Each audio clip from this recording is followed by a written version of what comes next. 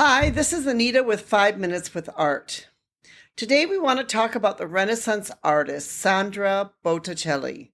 He may not be as famous as some of the other Renaissance artists that we talk about, Michelangelo, Leonardo da Vinci, Raphael, but he is actually considered to be one of the most important Renaissance artists. He began his career in Florence, which was the hub of the Renaissance activity.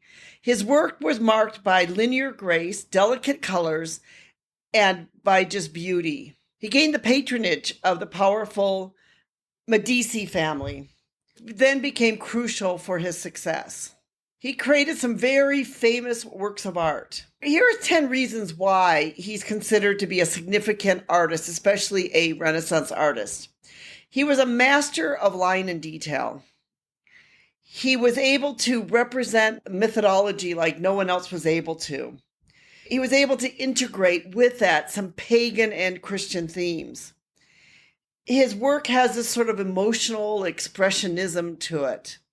He had the patronage of the very powerful Medici family. And just because of that, they saw him as this great artist during this time and during this period. That of course makes him be a very influential artist during that time. And also meant sure that he had quite a few good, important commissions.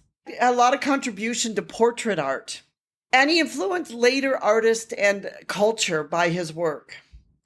He uses some symbolism in his work too, which would have some nature and landscape. And he actually did some technical innovation with art itself. He experimented with various techniques of art. So he had, this innovative sort of method of being able to layer his paint. And his technical skills, this sort of like allowed him to do this sort of delicate color variations, these detailed his technical skills or his technical innovation in art allowed him to achieve, this delicate color in his art, this variation, this detailed sort of textures, and this contribute to this very much like lifelike quality of his work. Despite his involvement with pagan themes, and this is where it kind of gets a little confusing, like why was he sort of into these pagan themes when this was very much an area when Christianity was at the forefront? But his work also reflects a deep religious faith and moral concerns. So even though he sort of had this sort of mixes pagan and methodology and all these other things in with his work, he also shows this deep sense of religion in its work itself.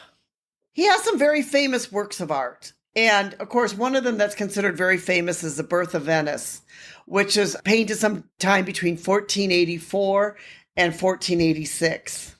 This is perhaps his most significant work that most people would recognize as being his work. Another one would be his work of Primavera, which many people may also recognize that painting, or the Adoration of the Magi.